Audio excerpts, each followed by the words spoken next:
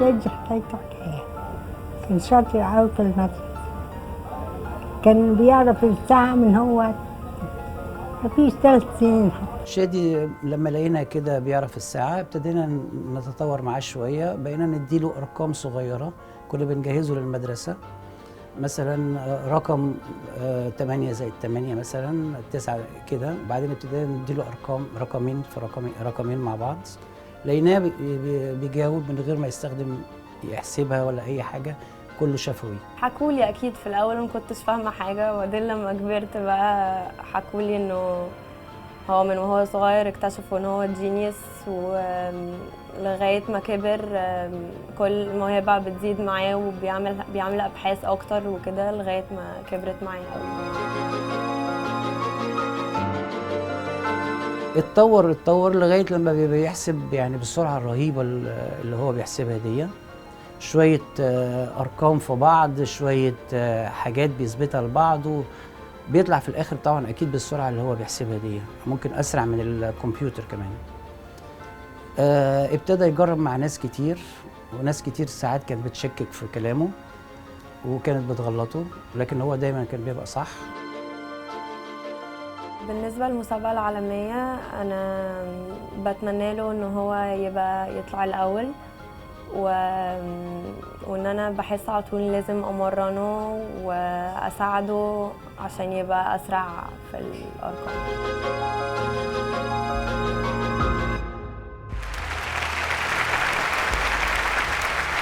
شادي مساء الخير. مساء النور. ايه الاخبار؟ الحمد لله. يعني عم بحطوا لنا قلنا بقى لنا فتره نقعد نحط ارقام وتواريخ علشان نشوف هتعرفها ولا لا. كيف اكتشفت انه عندك هذه الموهبه؟ أنا عندي 9 سنين. حسبت عيد ميلادي اول مره في ربع ساعه، كان 18/5/86.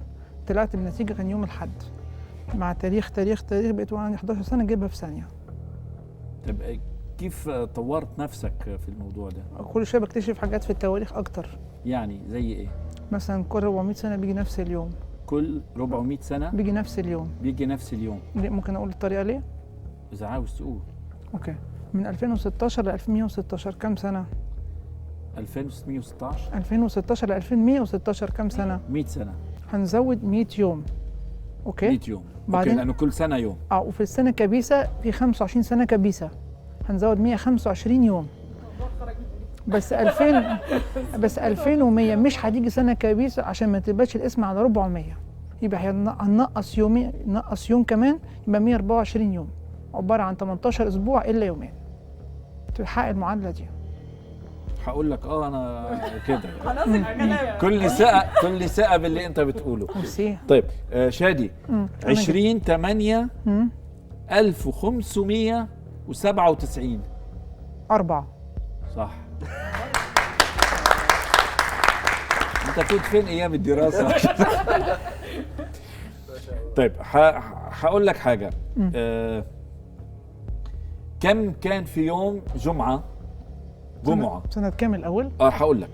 كم كان في يوم جمعة في مارس سنة 1402؟ 1402 كان كم جمعة في مارس؟ كان يوم جمعة في مارس 1402؟ 5 مارس، 12 مارس، 19 مارس، 26 مارس. صح.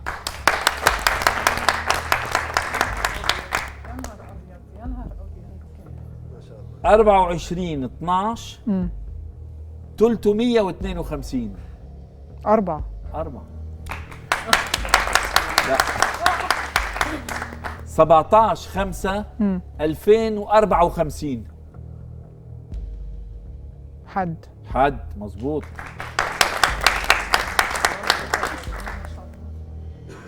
25/9/2313. خميس. لا انا مش هسيبك تمشي من هنا قبل ما تقول لي بتعملهم ازاي. اقول لحضرتك الطريقه، يعني بحسبها ازاي التواريخ. لو هو مثلا احنا النهارده 12 ابريل 2016، بفضل ارجعها من النهارده يوم يوم يوم يوم، كل ده في ثانيه. ازاي ده الحاجات دكتوره احنا عندنا يعني احنا مخنا في بروسيسنج سيستم معين، اوكي، بس في ناس معينه بيبقى عندها البروسيسنج سيستم مختلف. خلينا في العربي رجاء لانه حساب طب حد وإنجليزي يساعدني طيب في الترجمه؟ هنضيع. هنقول سيستم المخ يعني النظام العملي للدماغ. بالظبط، الاجراءات اللي بتحصل في الدماغ. الاجراءات، العمليات، دعينا نسميها العمليات اللي في الناحيه الشمال بتاعه المخ كلها خاصه بالارقام واللوجيك والديسيجن ميكنج والحاجات دي كلها. في ناس معينه بيبقى عندها الجزء ده ممكن يكون فيه سواء ان هو سيستم مختلف او البروسيسنج مختلف، بيبقى فيه زي خلل معين. مش خلل بمعنى ان هو بيضر او هو يعني نيجاتيف، بس هو خلل بمعنى ان هو مختلف عن الستاندرد. طبعا الستاندرد والطبيعي ده هنقول ان هو ده برضه حاجه نسبيه، مش كله زي بعض يعني. لكن اللي بيحصل انه الخلل ده بيؤدي انه الحاجات اللي هي خاصه بالارقام وباللوجيك وبالحاجات دي بتبقى فيها سيستم معين. يعني الاجراءات اللي بتحصل او البروسيسنج اللي بيحصل بيبقى في سرعه معينه، زي ما شادي بيقول ان هو ممكن فعلا يحسبها. يعني شادي كنت بتكلم معاه بره بيقول لي انا بعمل كل ده في ثانيه، قلت له انا واثقه، انا مش شاكه في كلامك خالص. ليه؟ عشان فعلا احنا لما بنتكلم كلام علمي بالعلم بيقول ايه، انه فعلا في بروسيسنج معين بيحصل في المخ. ان هو ممكن مثلا انا دلوقتي ايدي عامله كده، ده الطبيعي مثلا، بس لو انا ايدي عامله كده فانا هقدر اجيب الحاجه اللي يعني جنبي بشكل مثلا اسرع او بشكل مختلف. فاوريدي القدره دي، الخلل اللي بيحصل ده بتدينا قدرات اعلى، بتدينا قدرات مش عند الستاندرد او الطبيعي يعني. طيب سؤال، يعني مثلا اذا بدنا نروح على رين مان، على الفيلم وافلام اخرى، مظبوط، كانت دائما تركز على هذا الموضوع، ولكن ابطال الفيلم كانوا يظهروهم لنا انهم مصابين بالتوحد. يعني وكانه المصاب بالتوحد عنده قدره خارقه عن باقي الاشخاص في المواضيع دي. ليه؟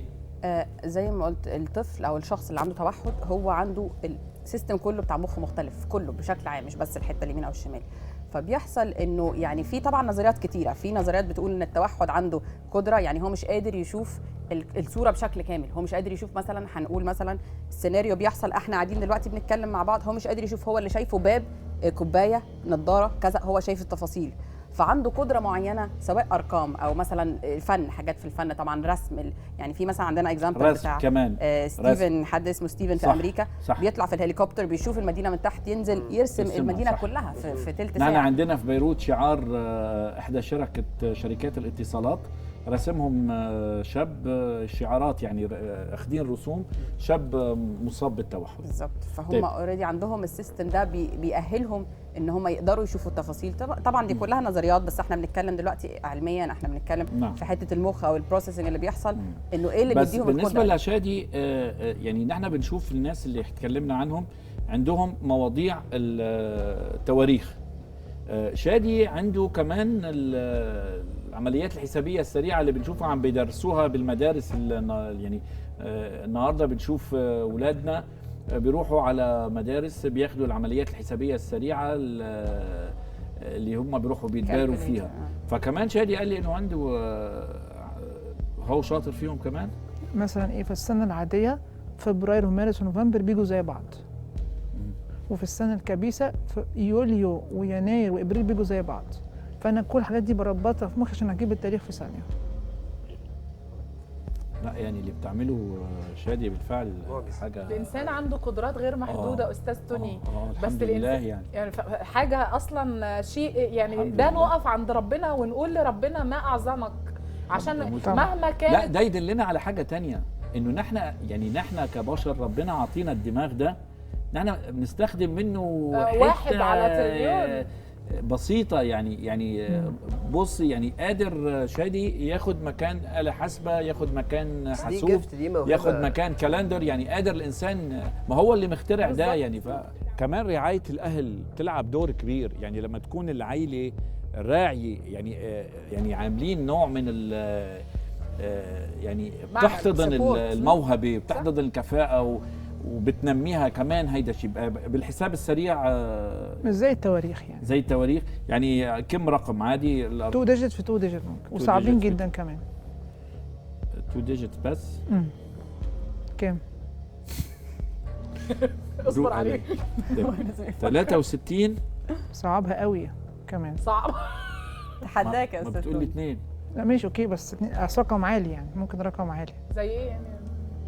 يعني 63 ضرب 98 6174.